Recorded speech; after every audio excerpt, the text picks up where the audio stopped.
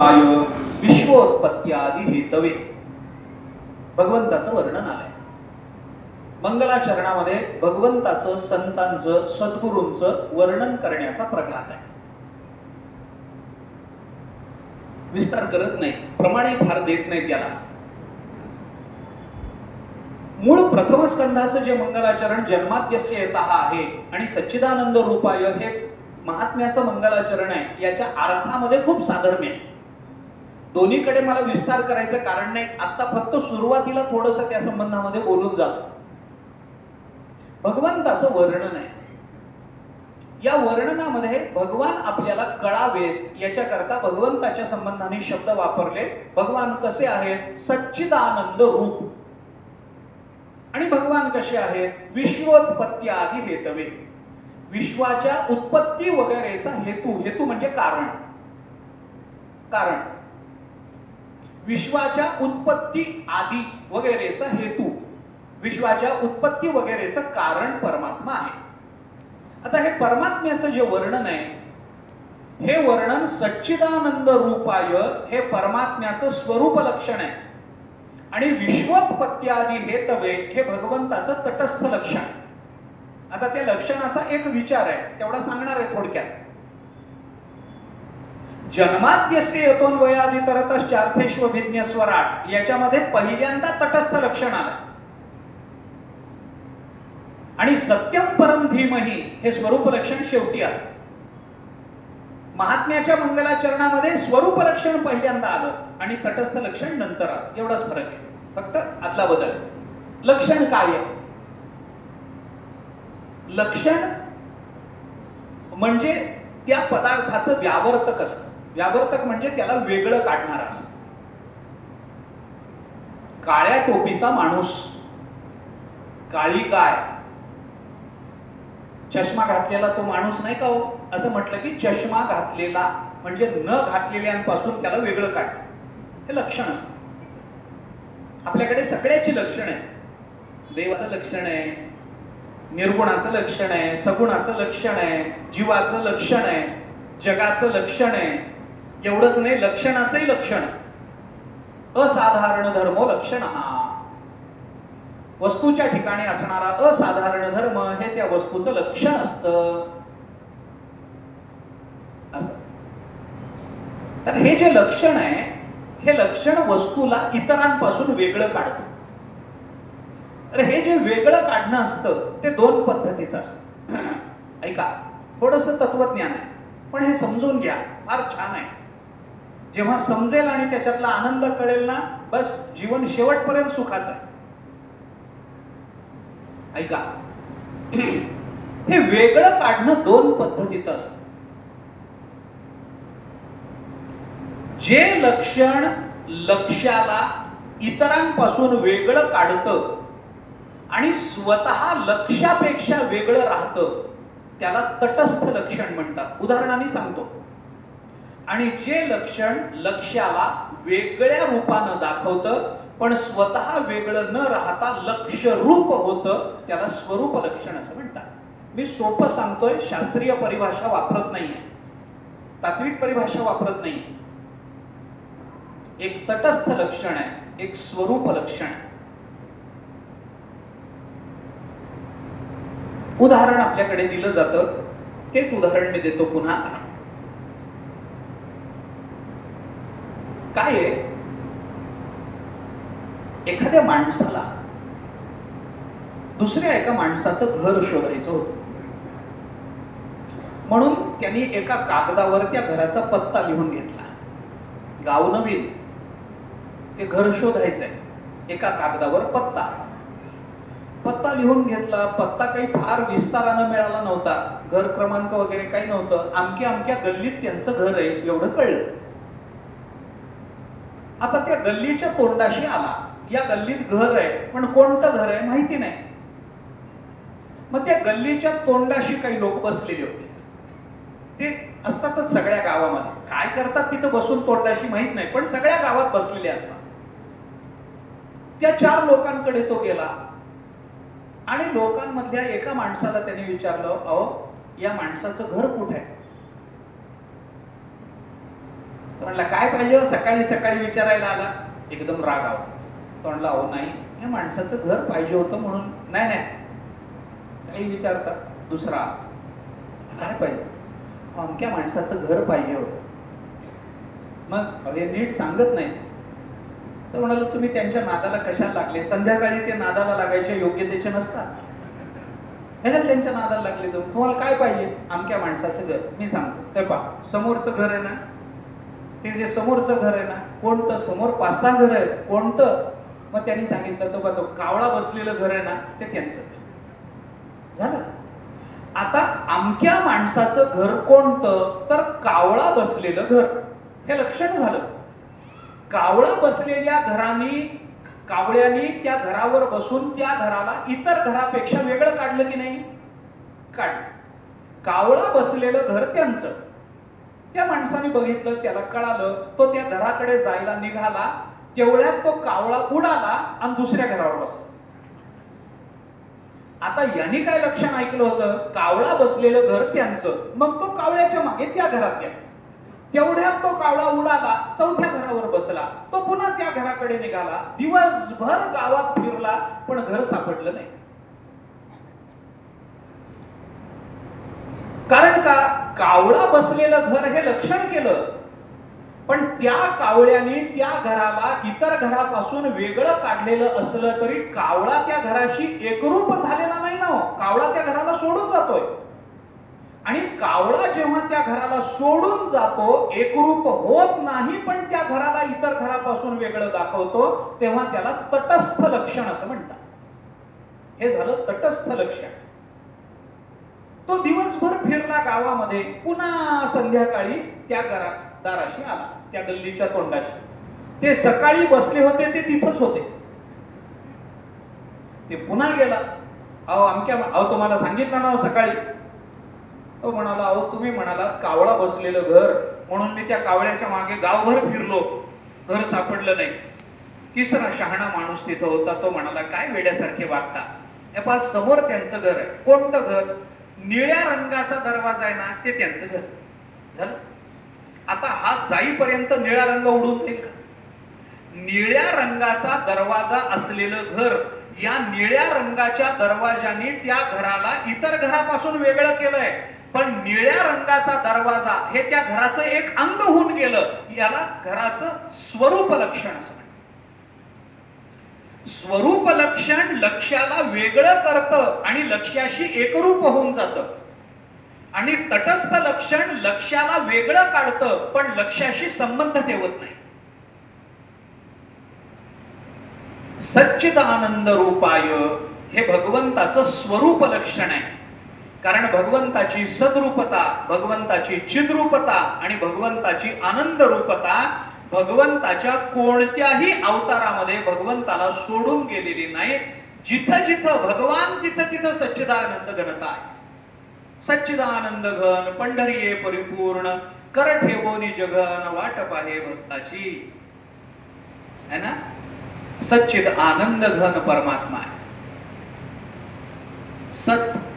सत्य रूप, चिद रूप आणि आनंद रूप परमात्मा आहे. याच्यामध्ये अजून थोडस खोल जाऊन, ज्याला आमच्याकडे खाजवून खरूज काढणं असं म्हणतात, तसं जर सांगायचं झालं तर सच्चित आनंद हे सुद्धा परमात्म्याचं स्वरूप लक्षण होत नाही.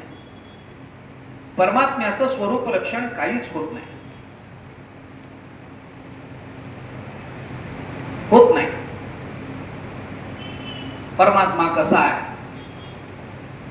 सत्यम ज्ञानम अनंतम ब्रह्म. स्वरूप लक्षण कोण म्हणतं? वेदांत म्हणतो नाही. कारण परमात्मा सत्य आहे हे परमात्म्याचं लक्षण नाही आहे. मग सत्य का म्हटलं? तो असत्य नाही हे सांगण्याकरता सत्य म्हणावं लागलं. तो जड नाही हे सांगण्याकरता चिद्रूप म्हणावं लागलंय. आणि तो दुःखरूप नाही हे सांगण्याकरता त्याला आनंद म्हणावं लागलंय. असत जड दुःख निवृत्ती करता जे लक्षण सांगितलं जातं, ते असत जड दुःख हे परमात्म्याच्या जवळ कुठेच पोचत नसेल तर त्यावरून परमात्म्याचा परिचय करून देणं हे परमात्म्याचं स्वरूप लक्षण होत नाही. हे वेदांताचं चिंतन. पण सोडून द्या, एवढ्या खोलात आत्ता जायला नको. परमात्मा सच्चित आनंद रूप आहे. परमात्मा सत म्हणजे सत्य आहे. आता या प्रत्येक पदाचा विस्तार करायचा झाला तर 7 दिवस एवढा श्लोक चालेल. मला पुढचं भागवतच सांगितलं जाणार नाही माझ्याकडून. परमात्मा सत्य आहे, परमात्मा ज्ञान रूप आहे, परमात्मा आनंद रूप आहे. अवतार मीमांसेचा विचार केला तर भागवताच्या अनुषंगानं आणि इतर देवतांच्या अवतार संबंधानं सद्रूप परमात्मा, परमात्म्याची सद्रूपता ही रामावतारात प्रकट झाली.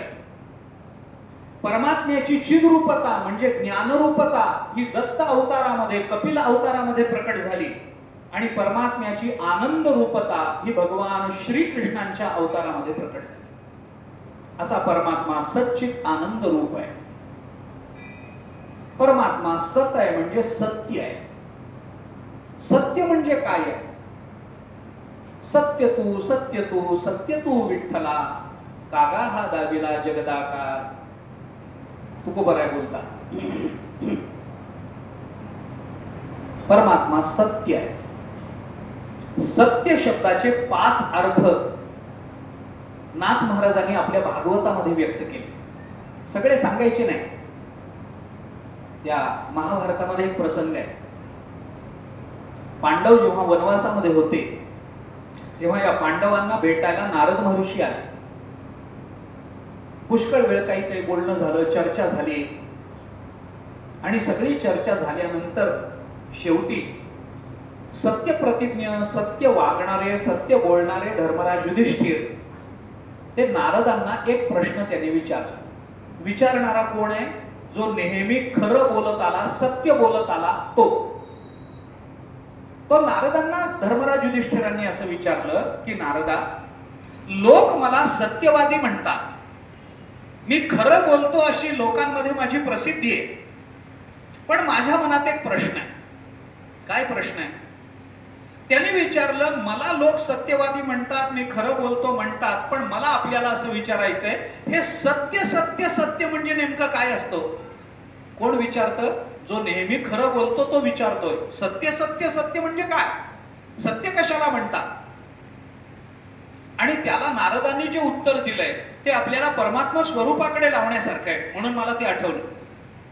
नारदांनी उत्तर देताना त्यांना असं सांगितलं, सत्यस्य वचनम श्रेयः सत्य ज्ञानम तु दुष्करम यद्भूत हितम अत्यंतम एतत् सत्यम मतम मम. नारद महर्षींनी त्यांना असं सांगितलं, सत्य बोलणं हे श्रेयस्कर असतं. सत्याचं ज्ञान होणं अत्यंत कठीण आहे. सत्यस्य वचनम श्रेयः, पण सत्य ज्ञानम तु दुष्करम, सत्याचं ज्ञान होणं अत्यंत अवघड आहे. मग सत्य कशाला म्हणतात? यद्भूत हितम अत्यंतम एतत् सत्यम मतम मम, ज्याच्यामध्ये सर्व भूतमात्रांचं हित सामावलेलं असतं त्याला सत्य असं म्हणतात. सत्याची व्याख्या नारदांनी केली. यद्भूत हितम अत्यंतम, ज्याच्यामध्ये सर्व भूतमात्रांचं आत्यंतिक हित आहे त्याला सत्य म्हणतात. आणि हित म्हणजे काय आहे ते तुकोबारांनी सांगितलं. हित ते करावे देवाचे चिंतन, ते सत्य. हित कशात आहे? हित तेच एक रामकंठी राहे. तुकोबाराय बोलतात, हित म्हणजे मुखामध्ये कंठामध्ये राहणारं नाम, त्याला हित म्हणत असतील तर नाम हेच सत्य आहे. सत्य साच खरे नाम विठोबाचे बरे. आपण लावून घ्या संगती. सत्य कशाला म्हणतात? नाथ महाराजांनी भागवतामध्ये सत्याचा एक फार चांगला अर्थ, सहज समजेल असा अर्थ आपल्या समोर व्यक्त केला. सत्य कशाला म्हणतात? आपण 3 काळामध्ये जगतो. भूतकाळ, वर्तमान काळ, भविष्यकाळ. या 3ही काळामध्ये ज्या पदार्थाला नाही शब्द लागत नाही त्याला सत्य म्हणतात. नाथ महाराजांनी केलेली व्याख्या. आता बघा, भूतकाल, वर्तमान काल आणि भविष्यकाल या 3ही कालामध्ये ज्याला नाही शब्द लागत नाही ते सत्य. कारण कोणत्याही पदार्थाला या तीन कालापैकी एखाद्या तरी कालामध्ये सत्य नाही हा शब्द लागतोच. मी आपल्याला अनेक गोष्टी सांगतो अशा. फूल आहे माझ्या समोर, फूल हे झाडाला लागण्यापूर्वी होतं का? हे जे फूल आहे हे झाडाला लागण्याच्या पूर्वी होतं का? मग भूतकालात नाही शब्द लागला ना, हे सत्य नाही, कारण याचा नाश होणार. बाकीच्याच जाऊ द्या, कशाला फुलाकडे हाराकडे जाता. आपला देह जन्माला येण्याच्या पूर्वी होता का? म्हणजे भूतकालात नाही शब्द लागला. वर्तमानात आहे की नाही? आहे. भविष्यामध्ये आपण गेलो, मेलो, त्याच्यानंतर हा देह ठेवतील का? नाही. म्हणजे भविष्यात नाही शब्द लागला ना, देह सत्य नाही, टिकणारा नाही. कारण त्याला भूतकालात नाही शब्द लागला, त्याला वर्तमानात जरी आहे शब्द लागलेला असला तरी भविष्यात नाही शब्द लागला. विचार करा. ज्ञानोबांनी हे चिंतन 15व्या अध्यायात फार गोड केलंय, पण मला आता तिकडे जायचं नाही, मला मोह आहे पण जात नाही. ब्रह्मगिरीहुनी ननिगे कीर समुद्री नरिगे येर मध्ये दिसे ते वाऊगे मृगांबुजैसे. ज्ञानोबा बोल असो, येर मध्ये जे प्रतिभासे. 15वा अध्याय. कितीतरी प्रमाण. तीन कालापैकी एकाही कालामध्ये नाही शब्द लागला तर त्या वस्तूला सत्य म्हणत नाही. परमात्मा भूतकालामध्ये नव्हता का? वर्तमानात नाही का? भविष्यात राहणार नाही का?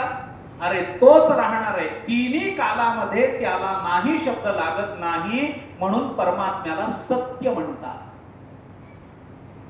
परमात्मा ज्ञानरूप आहे. परमात्म्याची ज्ञानरूपता किती किती, कारण ज्ञानाचा अभाव वेदांत मानत नाही.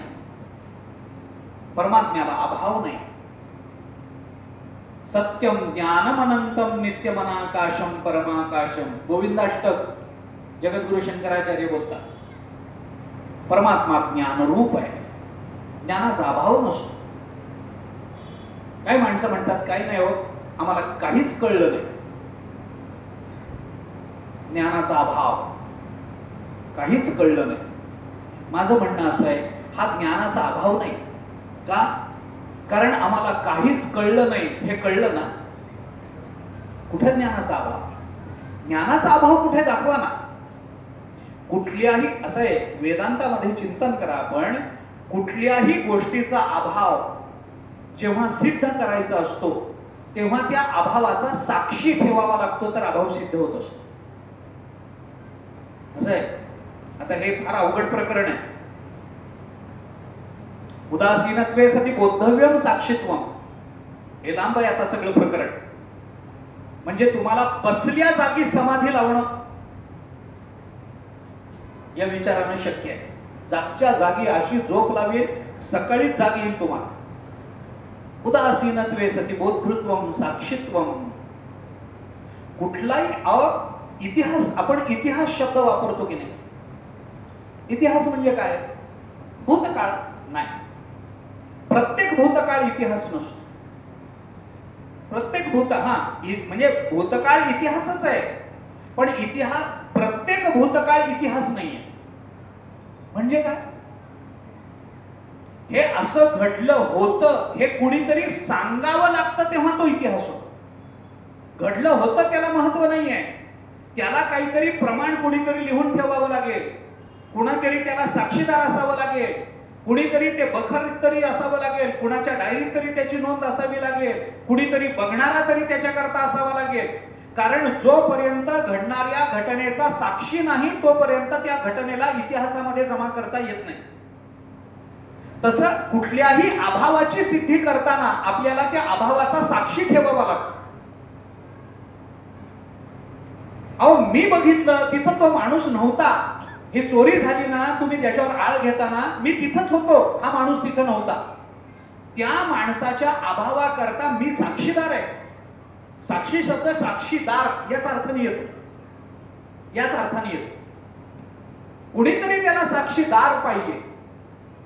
तसं ज्ञान नाही, ज्ञानाचा अभाव आहे, याला कुणीतरी साक्षी पाहिजे की नाही? पाहिजे. मग त्या साक्षीला काय कळलं पाहिजे? ज्ञान नाही हे कळलं पाहिजे. म्हणजे त्याला ज्ञान नाही हे जर कळलं असेल तर ज्ञानाचा अभाव कुठून आणता? होत नाही. परमात्मा ज्ञान रूप आहे म्हणतात त्याला. परमात्मा आनंद रूप आहे. आपल्याला जिथून जिथून आनंदाची प्राप्ती होते तो आनंद वस्तूपासून मिळत नाही, तो आनंद आत्मस्वरूपाचा असतो असं वेदांतांनी सांगितलं. पदार्थामध्ये आनंद नाही आहे. माझ्या समोर साखर आहे, ही खडी साखर मी तोंडात टाकली, मला वाटतं हा आनंद वाटला. खडी साखरेत आनंद नाहीये. डायबिटीस झालेल्यांना विचारा, खडी साखरेत आनंद आहे का? विचारा त्यांना. नाही हो, खडी साखर काय, डॉक्टरने सांगितलं कणभर खाल तर मराल. कशाचा आनंद आला? आनंद वस्तूत राहत नसतो, हे लक्षात घ्या. आता त्याच्या मागची प्रक्रिया मोठी आहे. वस्तूची इच्छा, वस्तूची प्राप्ती, प्राप्तीत झालेली वस्तूची इच्छेची निवृत्ती आणि वस्तूची जाणीव, या सगळ्या गोष्टी युगपत घडाव्या लागतात. आता हे युगपत घडणं म्हणजे काय, ते पुन्हा अडचणीच आहे. वेदांतात शिरलं की बाहेर पडणं अवघड असतं. एकातून एक इतकं निघत जातं. मी सोपं उदाहरण तुम्हाला सांगतो त्याच्याकरता. वेदांतांनी दिलेलं उदाहरण,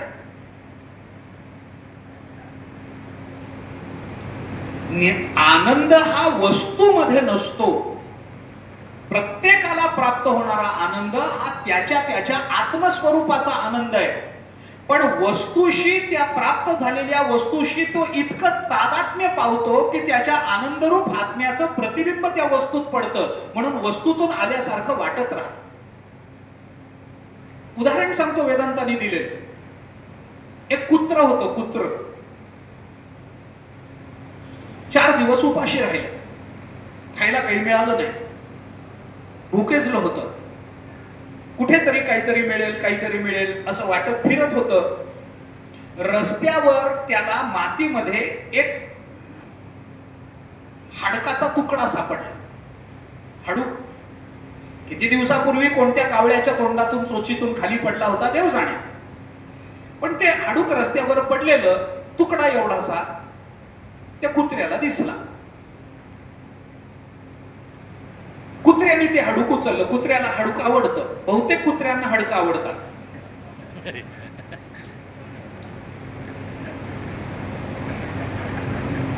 नाही, खरं काही चुकलं असलं तर सांगा.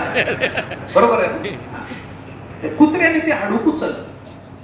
आता केव्हा पडलं होतं, काय वाळलेलं हाडूक, काय असायचंय त्याच्यामध्ये, त्याच्याने काय पोट भरणार. पण कुत्र्याने ते हाडूक उचललं. कुठेतरी जाऊन निवांत बसून हे खावं असं वाटलं. गावाच्या बाहेर गेला. एका झाडाच्या सावलीमध्ये ते कुत्र बसलं आणि ते हाडूक चघळायला लागलं. चघळता चघळता ते कधी जुनं पुराणं हाडूक, किती दिवसापूर्वीचं माहित नाही, ते हाडूक चघळता चघळता त्या कुत्र्याच्या हिरडीत घुसलं आणि भळ भळ भळ भळ रक्त सुरू झालं. रक्त सुरू झालं की कुत्र्याला वाटलं काय हाडूक आहे, असं हाडूक कित्येक दिवसात मिळालं नव्हतं. दृष्टांत संपला. रक्त कुठलंय, कुणाचं आहे? कुत्र्याचंच आहे. कुठून आल्यासारखं वाटलं? हाडकातून आल्यासारखं वाटलं. तसं आनंद कुणाचा असतो? बाहेरचा नसतो, तो आपलाच असतो, पण विषयातून आल्यासारखा वाटत असतो. मग आनंदाची निर्मिती झाली कुठून? निर्मिती नसते आनंदाची. आनंदाचा भाव असतो, कारण आत्मा आनंद रूप आहे आणि ते प्रत्येकाचं स्वरूप आहे. आत्मविरहित माणूस शक्य नाही. आत्मविरहित पदार्थ शक्य नाही. याच्याकरता परमात्मा सच्चिद आनंद घन आहे आणि हा परमात्मा विश्वोत्पत्त्यादी हेतवे. दुसरं लक्षण जे तटस्थ लक्षण, विश्वाची उत्पत्ती, स्थिती आणि लय याचा हेतू आहे तो परमात्मा. आता हाही विस्तार मोठा आहे.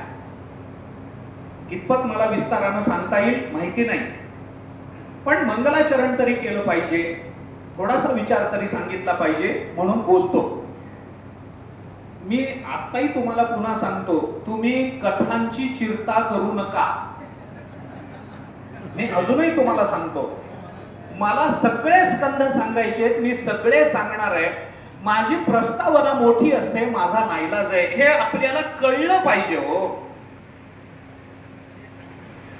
मी न सांगितलं तरी धुंदुकारीची कथा माहिती आहे का नाही?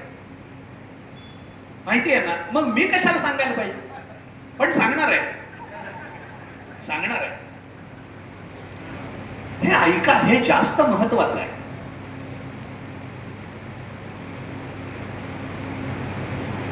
एकदा सुरू केलं की सगळं सांगतो मी. मला फक्त सुरू करू द्या. महात्म्याच्या 4थ्या अध्यायात येऊ द्या एकदा. मग आत्मदेव आणतो, त्याची धुंदुली आणतो, त्याचा धुंदुकारी आणतो, गायीचा गोकर्ण आणतो, सगळं आणू आपण, चिंता करू नका. फक्त हे पहिलं थोडस भाग काय आहे, ग्रंथामध्ये 2 प्रकार असतात. एक व्याघ्रमुखी ग्रंथ असतो आणि दुसरा गोमुखी ग्रंथ असतो. असे ग्रंथाचे 2 प्रकार असतात. वाघ काय करतो, पहिल्यांदाच लचका तोडतो आणि पहिल्यांदाच खातून गिळून टाकतो, पुन्हा नंतर काही त्रास नाही. पण गाय काय करते, चारा पहिल्यांदा भरून घेते आणि नंतर सावलीत बसून पोटातलं काढून रवंथ करते. भागवत हा व्याघ्रमुखी ग्रंथ आहे. पहिल्यांदाच तुम्हाला थोडासा त्रास होईल, नंतर त्रास नाही, नंतर तुम्हाला त्रास होणार नाही. एकदा हे सांगून झाल्यानंतर पुन्हा मागचं पुन्हा काढून आपल्याला रवंथ करायचं नाही, काय लचका तोडायचा एकदाच. हे पहिल्यांदाच थोडंसं तुम्हाला अवघड जाईल, नंतर काही. ऐका, हे महत्वाचं आहे. विश्वाची उत्पत्ती करणारा परमात्मा आहे. कारण हे विश्व कुठून निर्माण झालं याबद्दल वेदांतामध्ये वाद आहे. जगद्गुरु शंकराचार्यांनी अपरोक्षानुभूती नावाच्या ग्रंथामध्ये विचाराचे विषय काय असावेत हे सांगताना आपल्याला असं सांगितलंय, कोहम कथमिदम जातम कोवै कर्तास्य विद्यते उपादान किमस्तिह विचार्य सोय विदृशः. आपल्याला असं सांगितलं गेलं की मी कोण आहे, कथम इदम जातम, हे सगळं कुठून निर्माण झालं, याचा कर्ता कोण आहे, याचं उपादान कारण काय आहे, याचा विचार माणसाने केला पाहिजे. या आचार्यांच्या प्रश्नाचं उत्तर विश्वोत्पत्त्यादि हेतवे श्रीकृष्णाय वयं नमः हे आहे. परमात्मा विश्वाच्या उत्पत्ती स्थिती आणि लयाला कारण आहे. विश्वोत्पत्त्यादि असं म्हटलंय, आधी आलं ना त्याच्यामध्ये, विश्वोत्पत्ती आदी, ई आणि पुढं आ आला की त्याचं जोडाक्षर होतं. विश्वोत्पत्त्यादि हेतवे, हेतू म्हणजे कारण. जन्माद्यस्य यतः, भागवताच्या पहिलं मंगलाचरणही तेच आहे. जन्माद्यस्य, जन्मादि अस्य, जन्मादि, आदी म्हटलंय त्या. आदीमध्ये काय घ्यायचं, तिन्ही घ्यायचं, तिन्ही घ्यायचं.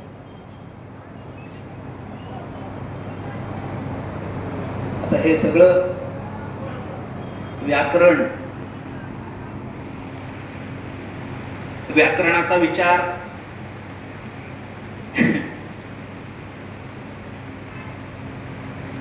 जाऊ दे, नंतर बोलतो. ठीक आहे, पुन्हा लचके तोडले म्हणाल तुम्ही,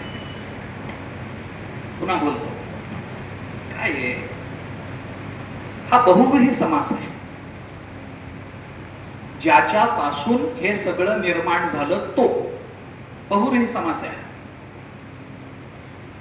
जयापासोनी सकळ महिमंडळ हे झाले, तो एक पंढरीचा राणा नये अनुमाना श्रुतीसी. तू बरोबर आहे, बहुव्रीही समास आहे. बहुव्रीही म्हणजे तद्गुण संविज्ञान बहुव्रीही आणि अतद्गुण संविज्ञान बहुव्रीही असे 2 समास आहेत. आचार्यांनी, जगद्गुरु शंकराचार्यांनी जन्माद्यस्य यतः या सूत्रावर भाष्य करताना हा तद्गुण संविज्ञान बहुव्रीही म्हणून सांगितले. हे कितपत कळणार आहे मला माहिती नाही. आपल्याला शाळेमधलं बहुव्रीही समास माहिती आहे का नाही ऐकून? हो नाही, काहीतरी म्हणा. यतो वा इमानी जात भूतानि जायन्ते येन जातानि जीवन्ति यत् प्रयन्ति अभिसंविशन्ति तद विजिज्ञासस्व तद ब्रह्म. हे जे लक्षण केलं ना, हे जन्मादी याच्यामध्ये आलंय सर. आधीमध्ये काय घ्यायचं, तद्गुण संविज्ञान बहुव्रीहीमध्ये काय असतं, ज्या दोन पदामध्ये तो समास सिद्ध होतो त्या दोन्ही पदाची उपस्थिती तद्गुण संविज्ञानामध्ये असते, आणि ज्या दोन पदामध्ये समास होतात तो त्या दोन पदाची उपस्थिती नसली तरी समासाने सिद्ध होणाऱ्या वस्तूची उपस्थिती ही अतद्गुण संविज्ञानामध्ये अपेक्षित असते. उदाहरण सांगतो, जाऊ दे. लंबकर्ण हा शब्द ऐकून माहितीये का? लंबकर्ण काय होतं याचा अर्थ? लंबकर्ण गाढव. लंबकर्ण शब्दाचा अर्थ आहे गाढव. काय अर्थ होतो? काय समास सोडवा? लंबकर्ण ज्याचे कर्ण लंब आहेत तो. बहुव्रीही समास झाला की नाही? लंबकर्ण बहुव्रीही काय होतो? ज्याचे कर्ण कान लांब आहेत तो लंबकर्ण. लंबकर्ण म्हणजे गाढव. आता लंबकर्ण घेऊन ये असं एखादा कुंभार आपल्या नोकराला सांगत असेल, अरे त्या लंबकर्णाला घेऊन ये, तर लंबकर्णाला घेऊन ये मध्ये लंबकर्ण याच्यात कर्ण म्हणजे कान आणि लंब म्हणजे लांब. त्या गाढव येताना लांब कान घेऊन येईल का कान लांब बाजूला ठेवून येईल? घेऊनच येईल की नाही? म्हणजे लंबकर्ण शब्दात तद्गुण संविज्ञानामध्ये ज्या दोन पदामध्ये समास होतो ती दोन्ही पद उपस्थित होतात तेव्हा तो तद्गुण संविज्ञान बहुव्रीही. आणि अतद्गुणामध्ये यायचं, अतद्गुणाचं एक उदाहरण आहे. ब्रह्मसूत्रावरच्या रत्नप्रभा नावाच्या टीकेमध्ये हे उदाहरण आलं, ते देतो. चित्रगु हा शब्द आहे. चित्रगु. चित्रगु कोणाला म्हणतात? चित्रगो किंवा चित्रगु. गवळी. गवळी पण कोणता गवळी? ज्याच्याकडे चित्र विचित्र गायी आहेत असा. बहुव्रीही समास झाला. चित्रगो म्हणजे काय? गो म्हणजे काय? ज्याच्याकडे चित्र विचित्र गायी आहेत असा गवळी. एखादा गवळी ज्याच्याकडे चित्र विचित्र गायी आहेत तो आपल्या घरी दूध टाकायला येतो वरव्याने. महिना झाल्यानंतर घरातला पुरुष बायकोला सांगतो, अगं त्या चित्रगुला बोलवून आण, त्याचे पैसे द्यायचे, महिन्याचे पैसे त्याचे द्यायचे राहिले. तर आता चित्रगुला बोलवून आण म्हणल्यानंतर ज्याच्याकडे चित्र विचित्र गायी आहेत असा तो येताना काय आपल्या सगळ्या चित्र विचित्र गायी घेऊन येतो का महिन्याचे पैसे घ्यायला? तो येत नाही. पण चित्रगु या शब्दामध्ये गाय आणि चित्र विचित्रता या दोन पदामधून सिद्ध झालेला गवळी फक्त येतो, चित्र विचित्र गायी बरोबर येत नाहीत. याला अतद्गुण संविज्ञान बहुव्रीही समास असं म्हणतात. करू का कुंडलिक वरदान? परमात्मा या जगताची उत्पत्ती स्थिती आणि लयाला कारण आहे हा विचार बोलून दाखवण्याच्या मागे भागवताचं चिंतन स्पष्ट आहे. कारण कोणताही पदार्थ जर निर्माण होत असेल तर तो कारणाविना निर्माण होत नाही, त्याला काही ना काहीतरी कारण लागतं. मग हे कारण जेव्हा लागतं तेव्हा एका कारणापासून सगळं निर्माण होत नाही. याच्याकरता म्हणून आपल्याकडे कारण कुठल्याही पदार्थाचा विचार करताना कारणाच्या निर्मितीचा किंवा कारणापासून कार्याच्या निर्मितीचा विचार करताना दोन कारणांचा विचार केलाय. एकाला म्हणतात उपादान कारण आणि दुसऱ्याला म्हणतात निमित्त कारण. मी उदाहरण सांगतो. उपादान कारण एक असतं, निमित्त कारण कितीही असू शकतात. उदाहरण सांगतो. मडकं. एखादा कुंभार मडकं तयार करतो. कशापासून करतो? मातीपासून करतो. कोण करतं? कुंभार दादा करतात. आता ह्याच्यातलं मातीपासून मडकं तयार होतं. हे माती हे या मडक्याचं उपादान कारण आहे. का? कारण मातीशिवाय दुसऱ्या कशापासून मडकं करता सांगा? मडकं तयार करताना माती सोडून दुसऱ्या कोणत्या पदार्थापासून, दगडापासून मडकं करता का? नाही. वाळूपासून करता का? नाही. मग काय सोन्यापासून करता का? धातूपासून करता का? नाही. जरी सोन्यापासून केलं तरी त्याला कलश म्हणतील, मडकं म्हणत नाही. सोन्याचं मडकं नसतं. मडकं म्हटलं की ते मातीचंच असणार. मातीपासून मडकं झालं. माती हे मडक्याचं उपादान कारण आहे. बर, कुणी केलं मातीपासून मडकं? कुंभार दादानी केलं. कुंभार दादानी एकट्याने केलं का? नाही. मग ते माती आणण्याकरता गाढव लागलं. माती आणण्याकरता गाढवलं पाहिजे. ते गाढव ते घ्या निमित्त कारणामध्ये. बर, ते माती घरी आणल्यानंतर कुंभाराच्या बायकोनी चाळून दिली. कुंभाराची बायको लागते, तिला घ्या निमित्त कारणामध्ये. त्यानंतर ती माती भिजवायला पाणी लागलं, पाणी घ्या. त्यानंतर त्या मातीचा गोळा केला, तो चाकावर ठेवला, कारण हाताने तर तो करत नाही, त्याला चाक लागतं. चाक घ्या निमित्त कारणामध्ये. त्यानंतर त्या मातीला त्या चाकाला फिरवायला काठी लागते कुंभाराच्या हातामध्ये. ती काठी ती घ्या, हे निमित्त कारण. निमित्त कारण अनेक आहेत. सांख्य दर्शनाने तर आपल्याला असं सांगितलं की निमित्त कारणाला अंत नसतो. किती अंत नसतो? कारण त्यांनी सांगितलं कुंभार जरी मडक्याचं निमित्त कारण असलं तरी कुंभार कुठून आला? त्याच्या आईबापापासून. मग या निमित्त कारणात. त्याचे आईबाप कुठून आले? त्यांच्या आईबापापासून. घ्या निमित्त कारणात. त्यांचे आईबाप कुठून आले? त्यांच्या आईबापापासून. आणि हे कुठपर्यंत जायचंय? असं निमित्त कारणाला मर्यादा सांख्य दर्शन ठेवत नाही. सांख्य दर्शन ठेवत नाही. निमित्त कारण अनेक असू शकतात, उपादान कारण एक असतं. ज्याच्या विना कार्य उत्पन्न होऊ शकत नाही त्याला कारण असं म्हणतात. कारणाची व्याख्या काय? ज्याच्यापासून कार्य उत्पन्न होऊ शकत नाही त्याला कारण असं म्हणतात.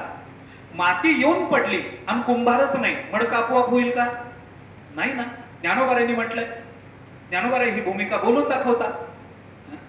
का भूमी आतोनी स्वयंभ घडे गाडगे याचे निगती कोंब ते कुलाल मतीचे गर्भ उमटले की. ज्ञानोबाराय अरे मडकी काय अशी जमिनीतूनच निर्माण होतात काय? नाही. बरं, कुंभार तयार होऊन बसलाय पण माती चालली नाही, मडकं होईल का? नाही. कुंभारही आहे, माती तयार आहे, पण चाक तुटलंय, मडकं होईल का? होणार नाही. कुंभार आहे, माती आलेली आहे, चाकही चांगलं आहे, पण माती चाळून देणारी त्याची बायको आजारी पडली, मडकं होईल का? होणार नाही. बायकोही चांगली आहे, तिने माती चाळूनही दिलेली आहे, माती भिजवलेली आहे, चाकही तयार आहे, कुंभारही तयार आहे, पण चाकाला गती द्यायला काठी नाही, मडकं होईल का? होणार नाही. याच्यापैकी एकाचीही अनुपस्थिती जर कार्य सिद्ध होत करू देत नसेल तर अशा प्रत्येक घटकाला कारण म्हणा. कारण शब्दाची व्याख्या अशी. कारण दोन आहेत, उपादान कारण आणि निमित्त कारण. परमात्मा या जगताची उत्पत्ती करतो. उत्पत्ती करतो म्हणून आपण मगाशी म्हटलं ते विश्वोत्पत्ती आदी. आदी मध्ये जो बहुव्रीही समास आला ना, तो आधी मध्ये सगळंच घ्या. उत्पत्ती, स्थिती, लय हे तिन्ही घ्यायचं. उत्पत्ती आदी. आदी मध्ये बहुव्रीही समासामध्ये तद्गुण संविज्ञान बहुव्रीही असल्यामुळे ते तिन्ही घ्या त्याच्यामध्ये. आता परमात्मा जगत उत्पन्न करतो याच्यामध्ये वेदांतात फार मोठा विचार आहे. सगळी भांडणं इथं आहे. तत्वज्ञान म्हटलं ना की तीन गोष्टींचा विचार असतो. जीव, जगत आणि जगदीश्वर. तीनच गोष्टींचा विचार तत्वज्ञानामध्ये. या तीनच गोष्टी येतात, चौथी गोष्ट येत नाही. जीव कोण आहे, जगत कसं झालं आणि परमात्मा कोण आहे, संपलं. याच्यात सगळ्या तत्वज्ञानाचा सगळा समावेश या तीन तत्वांच्या चिंतनात आहे. याच्यात फार वाद आहे, चार मत आहेत. माणसापासून जसा माणूस होतो तसं निसर्गापासून जग झालं असं म्हणणारं एक भौतिकवादी मत आहे. न्यायशास्त्राचं मत असं आहे, छोट्या छोट्या छोट्या छोट्या गोष्टी एकत्रित येऊन एक मोठी गोष्ट बनते, तसं अणु अणु अणु अणु एकत्रित येऊन एक जग बनलं. सांख्यांचं मत असं आहे, प्रकृती आणि पुरुष यांच्यापासून हे जग बनलं. या जगताला, जगत हा प्रकृतीचा परिणाम आहे. जगत म्हणजे प्रकृतीचा परिणाम आहे, सांख्याचं मत. आणि वेदांताचं मत असं आहे, परमात्म्यापासूनच जग बनलं, म्हणजे परमात्माच जगत रूपानं प्रकटला. अशी चार मतं विश्वाच्या उत्पत्तीच्या संबंधानं आपल्याला वेदांतात दिसतात. भागवत आणि त्याच्यातलं शेवटचं मत स्वीकार. मला आता या चारी मताचा विस्तार करायचा नाही, पण लक्षात आणून द्यायचंय, निसर्गतः जग बनू शकतं का? मला सांगा, एक निसर्गतः जसं एखादं तळ उल्कापात होतो, आपण लोणारचं तळ जर बघितलं असेल, उल्कापातानं झालं म्हणतात, निसर्गतः झालं, काही म्हणणं नाही. हे जग असं निसर्गतः होईल का? एका बाप मुलाचं झालं भांडण. भांडणाचा विषय काय? जग कुणी निर्माण केलं? बापाचं म्हणणं असं, हे निसर्गतः निर्माण झालं, बदल होत होत होत होत आता आपल्याला दिसतं ते जग असं आहे. मुलाचं म्हणणं असं, हे असं होत नाही, याचा कोणीतरी कर्ता निर्माता असला पाहिजे, आणि कोणीतरी असला पाहिजे म्हणण्यापेक्षा देव आहे. मुलाचं म्हणणं, देवाने जग बनवलं, बापाचं म्हणणं, निसर्गतः बनलं. खूप वाद झाले, भांडणं झाली. जाऊ दे, आता काय करणार, निर्णय लागला नाही. रात्र झाली, बाप झोपायला निघून गेला. मुलगा हुशार, चित्रकार चांगला, त्यांनी काय केलं, रात्री जागून एक सुंदर असं चित्र काढलं, अतिशय सुंदर चित्र काढलं.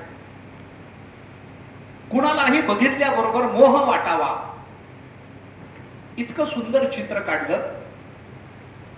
ते चित्र, त्याचे ते कुंचले ब्रश वगैरे जे असतात, ते रंग वगैरे, त्याचे वाटे आहे, ते सगळं तिथे खिडकीमध्ये ठेवलं, खिडकी उघडी ठेवली, चित्र काढलं, ते सगळं तिथं ठेवलं, झोपायला निघून गेला. बापाही झोपला, मुलगाही झोपला. रात्र संपली, भांडण संपलं. दुसऱ्या दिवशी सकाळी बाप उठला. घरात आत आल्यानंतर, त्या दिवाणखान्यात, त्या हॉलमध्ये आल्यानंतर त्याने ते सुंदर चित्र बघितलं. तेवढ्यात मुलगाही आला आणि बापाने मुलाचं कौतुक केलं, काय सुंदर चित्र काढलंस. वाद संपला. काय सुंदर चित्र काढलंस, किती छान आहे, रात्री जागलास काय? त्याने सांगितलं, मी जागलो नाही, तुम्ही झोपायला गेलात, मी झोपायला गेलो. अरे मग चित्र? त्याने सांगितलं, काही नाही, जाताना मी इथं नुसते रंग ब्रश असं ठेवलं होतं, खिडकी उघडी ठेवली होती, रात्री जोराचा वारा आला, रंग उडाले, कागदावर गेले, इतकं सुंदर चित्र झालं. बाप म्हणाला, मला काय मूर्ख समजतोस काय? अरे रंग असे निसर्गतः वाऱ्यानं उडले आणि कागदावर जाऊन बसले तर इतकं सुंदर चित्र होईल काय? मग मुलांनी बापाला सांगितलं, जर एक साधं चित्र सुंदर होण्याकरता नुसता वारा चालत नाही, तर इतकं सुंदर जग निर्माण झालं, ते निसर्गतः निर्माण होईल काय? अरे याला कोणीतरी करता लागेल की नाही? याला कोणीतरी बनवणारा लागेल की नाही? याला कोणीतरी एक करता पाहिजे. मग हे कोणी बनवलं? जन्माद्यस्य यतः या सूत्रावर भाष्य करताना जगद्गुरु शंकराचार्यांनी, मला बाकीचा आता सांख्य न्याय वगैरे विषय मी सांगत नाही, त्यांची मतं काय आहेत हेही मला बोलायचं नाही, त्या मतांचं काय त्याच्यावर आक्षेप आहे, काय विचार कसा आहे हेही मला बोलायचं नाही. पण हा विचार वेदांतामध्ये खूप प्रसिद्ध आहे. पण एक युक्तिवाद जगद्गुरु शंकराचार्यांच्या वाक्यांच्या अनुषंगाने मला करायचा आहे, तेवढाच करतो. जन्मादि अस्य यतः, याच्यातल्या अस्य या पदाचा अर्थ आहे हे म्हणजे जग. या जगाचं वर्णन करताना जगद्गुरु शंकराचार्यांनी एक वाक्य जगताचं वर्णन करणारं म्हणून भाष्यामध्ये लिहिलं. आचार्यांनी जगताचं वर्णन करताना असं म्हटलंय, अस्य जगतः नामरूपाभ्याम व्याकृतस्य अनेक कर्तृभोक्तृ संयुक्तस्य प्रतिनियत देश काल निमित्त क्रियाफलाश्रयस्य मनसा अपि अचिंत्य रचना रूपस्य जन्म स्थिती भंगम यतः सर्वज्ञात सर्वशक्तेः कारणात भवति तद ब्रह्म. असं ब्रह्मसूत्र भाष्यामध्ये आचार्यांचं जगताचं वर्णन करणारं एक वाक्य आहे. त्या वाक्याचा अर्थ मी आपल्याला सरळ सांगतो. अस्य जगतः, हे जे जग आहे कसं आहे? नामरूपाभ्याम व्याकृतस्य, नामरूपाने युक्त असणारं, नामरूपाचा विकार असणारं हे जग. या जगतातल्या प्रत्येक वस्तूला रूप आहे आणि या जगतातल्या प्रत्येक वस्तूला नाम आहे. नामरूपाने युक्त असणारं हे जग कसं आहे? अनेक कर्तृभोक्तृ संयुक्तस्य, या जगतामध्ये अनेक कर्ते अनेक भोगते. आम्ही कर्म करतो आणि कर्म भोगायला, या कर्माचे फळ भोगायला याच जगतामध्ये येतो. कर्म कुठे करतो? याच जगात कर्म करतो. या जगतामध्ये आम्ही ज्या वेळेला कर्म करतो तेव्हा आम्ही कर्ते असतो आणि त्या कर्माचं फळ भोगायला जेव्हा या जगतामध्ये आम्ही येतो तेव्हा आम्ही भोगते असतो. अशा अनेक कर्त्या आणि भोगत्यांनी बनलेलं हे जग आहे. कसं आहे? प्रतिनियत देश काल निमित्त क्रिया फलाश्रयस. प्रतिनियत देश काल निमित्त क्रिया या सगळ्या गोष्टीवरून फल देणारं हे आहे. किंवा प्रतिनियत, हे दोन अर्थ आहेत या प्रतिनियत देशकाल निमित्त क्रिया फलाश्रयचे दोन अर्थ आहेत. भामतीकारांनी केलेला अर्थ वेगळा आहे, रत्नप्रभेनी केलेला अर्थ वेगळा आहे टीकेमध्ये. देश काल निमित्त क्रिया बघून फल सिद्ध होतं असं मानणारा एक विचार आहे. आणि देशावरून फल, कालावरून फल, निमित्तावरून फल आणि क्रियेवरून फल देणारं एक विचार आहे. असे दोन विचार आहे. असं या जगतामध्ये घडतं. बरं, हे जग कसं आहे? मनसा अपि अचिंत्य रचना रूपस्य. आम्ही मनानं विचारही करू शकत नाही इतकं हे जग सुंदर आहे. बर, जन्म स्थिती भंगम. या जगताला जन्म आहे, स्थिती आहे आणि कधी ना कधीतरी नाश आहे. बर, हे जग जर असं असेल तर एवढं सगळं ज्या जगतामध्ये आहे, या जगतामध्ये आता याचे एक एक युक्तिवाद जर मी आपल्याला सांगेन तर वेळ जाईल, पण थोडक्यामध्ये एक भूमिका फक्त सांगतो. या जगतामध्ये आपण जसं कर्म करतो तसं फल मिळतं की नाही? केले कर्म झाले, तेची भोग आले, उपजले मेले ऐसे किती. बर, आम्ही ज्या देशामध्ये कर्म करतो त्या देशानुसार फल मिळतं की नाही? म्हणजे आमच्या गावी आम्ही एखादं पाप केलं तर त्या पापाचं जसं फल आहे तसं क्षेत्रामध्ये जाऊन पाप केलं तर ते वाढून मिळतं का कमी होऊन मिळतं? श्लोक सांगत नाही, वाढून मिळतं. बरं, विशिष्ट कालामध्ये कर्म केलं तर त्याचं फळ मिळतं की नाही? एरवी केलेला जप आणि ग्रहणात केलेला जप फल फरक पडतो की नाही? पडतो. वेगवेगळ्या निमित्तानं केलेलं कर्म, निमित्तानं दोघांची कर्म जरी समान असली तरी हेतू आणि निमित्त वेगवेगळे असू शकतात ना. ज्ञानोबांनी याला उदाहरण काय दिलं? ज्ञानोबा हे उदाहरण योग वासिष्ठात या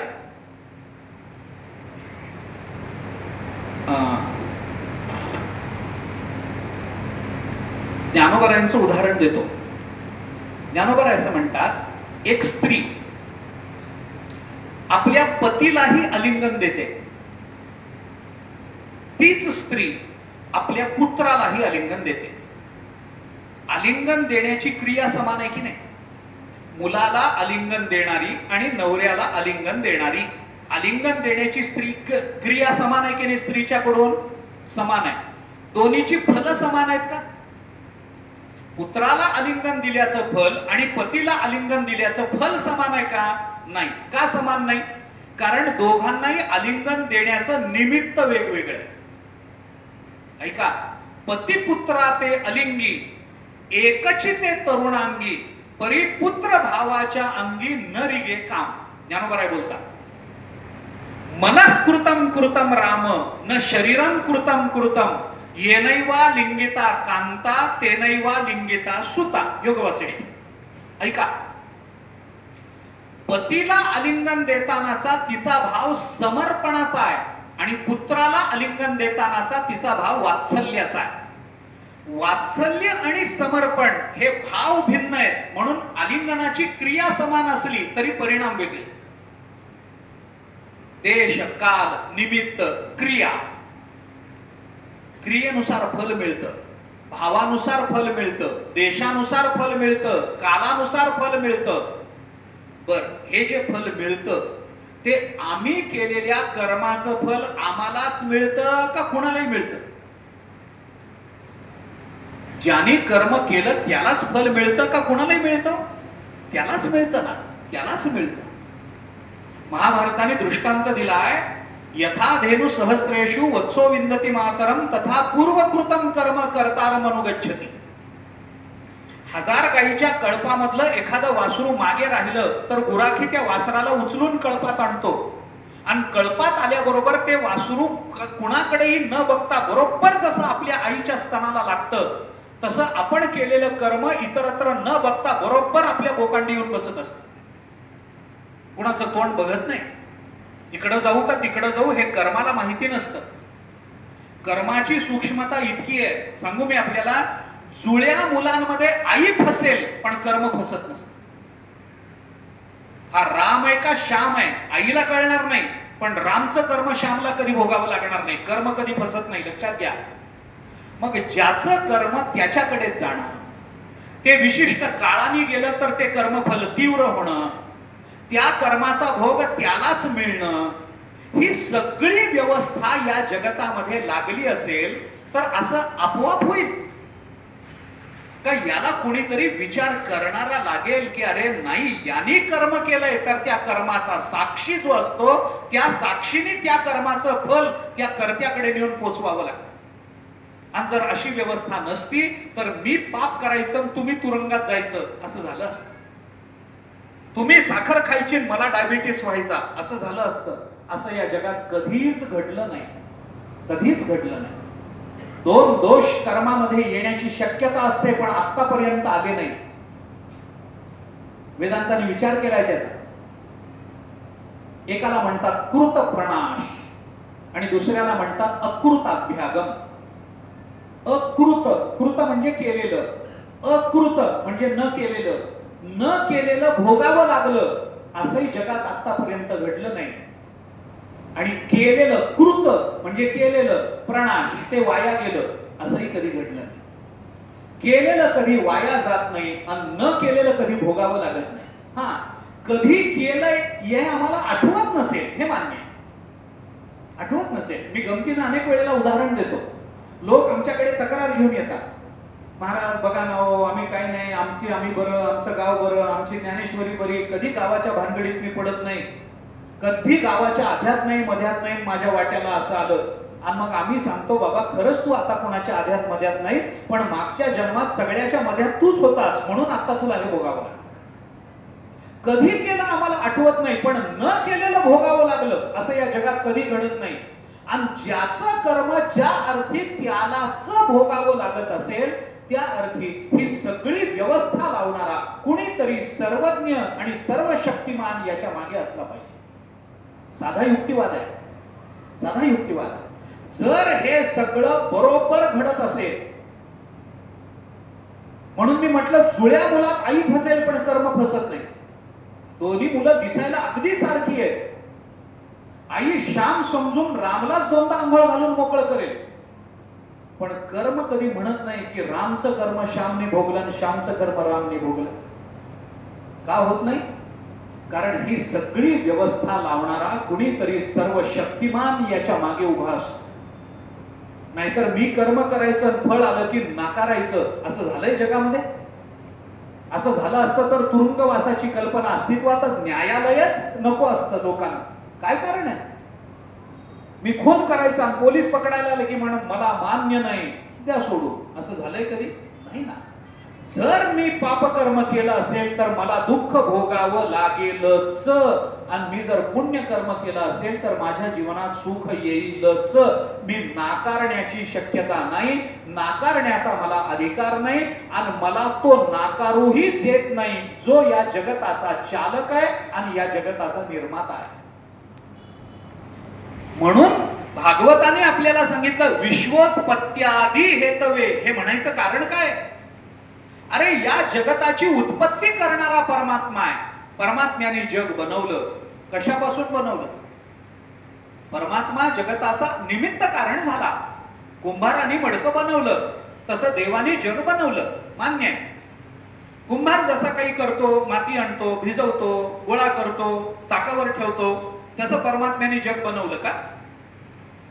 थोडी माती घेतली, असं उंच केलं, याला डोंगर म्हणा, थोडं पाणी टाकून दिलं, याला समुद्र म्हणा, थोडी रोपं लावली, याला अरण्य म्हणा, असं केलंय का देवानी?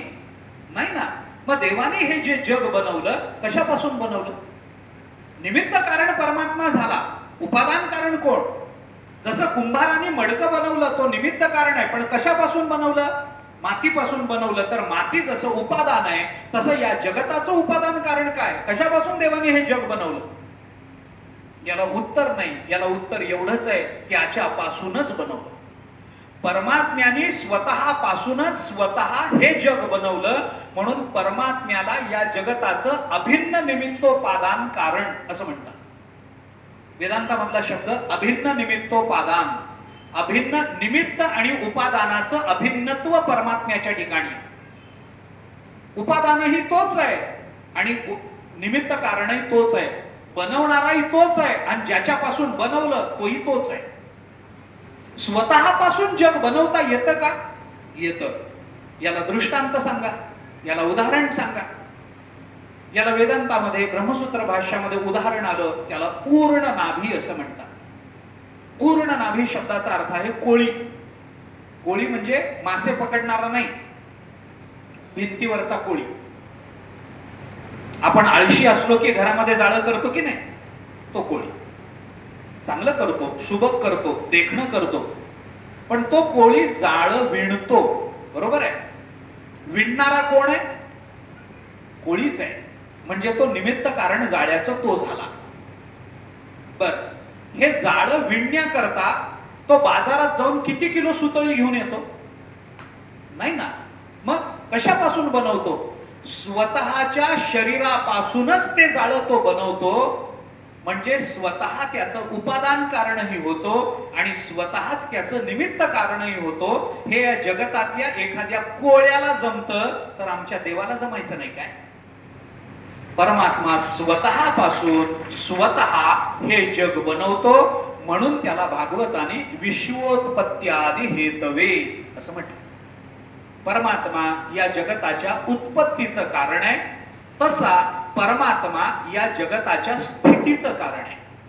हे जग राहिलं का राहिलं? परमात्म्याची इच्छा म्हणून राहिलंय.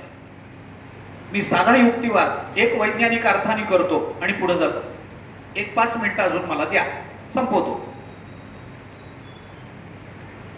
आपली पृथ्वीचा गोल आपण शाळेत पाहिला असेल. शाळेमध्ये पृथ्वीचा गोल तो असा एका विशिष्ट कोनामध्ये झुकलेला असतो. तो असा सरळ नाहीये, झुकलेला आहे.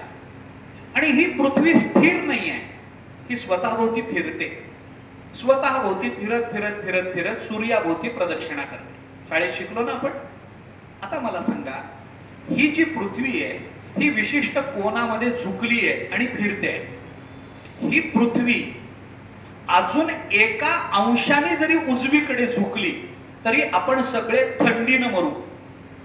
आणि ही पृथ्वी एका अंशाने जरी डावीकडे झुकली तरी आपण सगळे उष्णतेनं मरू. वैज्ञानिक सिद्धांत आहे.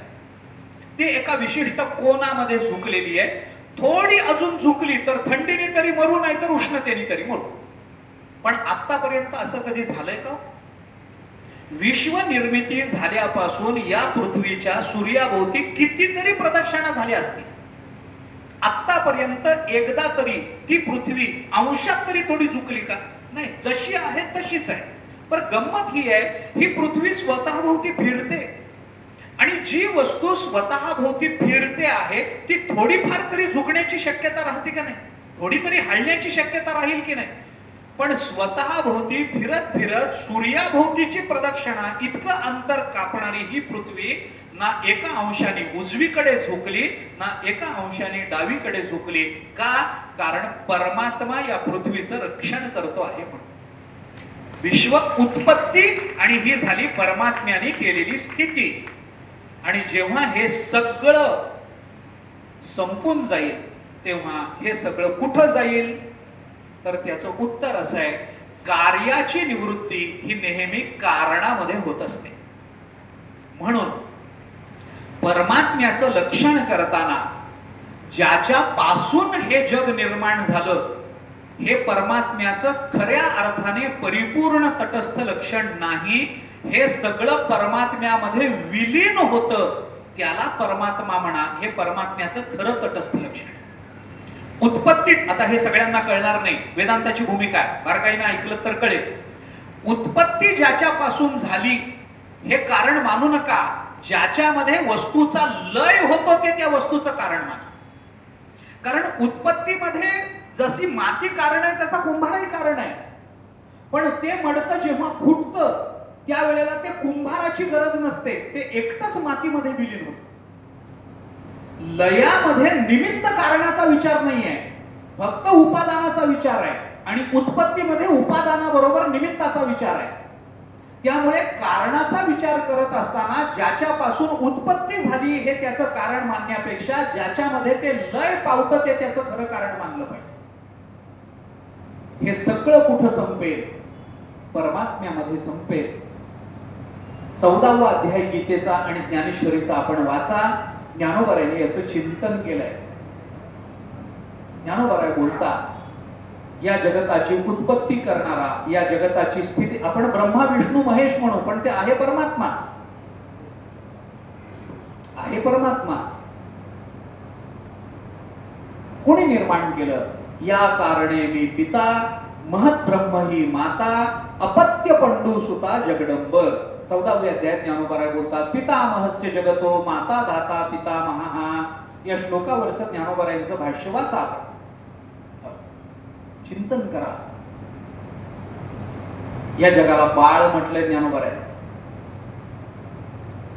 ब्रह्मा तो प्रातःकाळ, विष्णू तो माध्यान्ह वेळ, सदाशिव सायंकाळ बाळाया. ब्रह्मा तो प्रातःकाळ उत्पत्ती, विष्णू तो माध्यान्ह वेळ स्थिती, आणि सदाशिव सायंकाळ लय. सकाळ दुपार संध्याकाळ, संध्याकाळी लय भगवान शंकर, दुपारी स्थिती भगवान विष्णू, सकाळी उत्पत्ती ब्रह्मदेव, ब्रह्मा विष्णू महेश. ज्ञानोबारायांनी चिंतन केलं.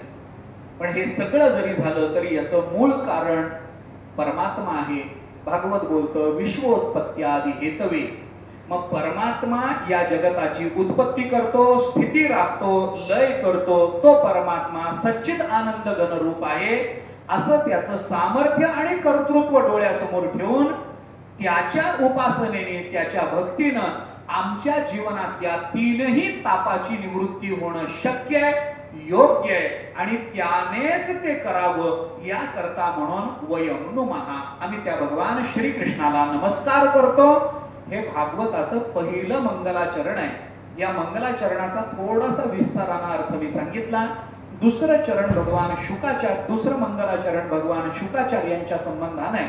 पहिलं मंगलाचरण भगवंताचं आहे, दुसरं मंगलाचरण हे भगवान शुकाचार्यांचं संतांचं मंगलाचरण आहे. आणि त्याच्यानंतर या भागवत कथेला प्रारंभ होतो. शौनकादिकांनी एका सत्राला आरंभ केलाय आणि तिथे सूत प्रविष्ट झाले आणि सूतांना उत्थापन देऊन त्यांची पूजा करून शौनकादी ऋषींनी त्यांना प्रश्न विचारले आणि त्या प्रश्नाच्या उत्तराकरता म्हणून सूतांनी भागवत सांगितलंय. आणि शौनक प्रार्थना करतात की महाराज आम्हाला हे भागवत सांगा, आम्हाला भगवान श्रीकृष्णांच्या लीला सांगा. हे सांगायला प्रारंभ सूत करतायत. त्याचा विचार आपल्याला करायचा आहे. तो विचार उद्याला करू. आत्ता पुरते आपण इथे थांबू. उद्याला पुन्हा संध्याकाळी मी याचा जरा वेगाने विचार आपल्या समोर ठेवणार आहे. उद्या तुम्ही चिंता करू नका, धुंदुकारी उद्याच येणार, सगळं उद्याच होणार, महात्म्य उद्याच संपणार, प्रथम स्कंधाला प्रारंभ उद्याच होणार, सगळं उद्या करू आपण. तुम्ही चिंता करू नका. मी मुद्दाम प्रस्तावना लांबवतो. काय होतं, विचाराची भूमिका एकदा तयार झाली ना की त्याच्यावर इमारत बांधणं सोपं जात असतं. याच्याकरता पाया थोडा विस्तारानं मला सांगावा लागला. याच्याकरता थोडा जास्त वेळ मी आपला घेतलाय. पण उद्यापासून आपल्याला कथेला प्रारंभ करायचा आहे. तो विचार उदयी. थोडंसं भजन करू, आरती प्रसाद, आणि त्यानंतर आपण इथून जाऊ शकता.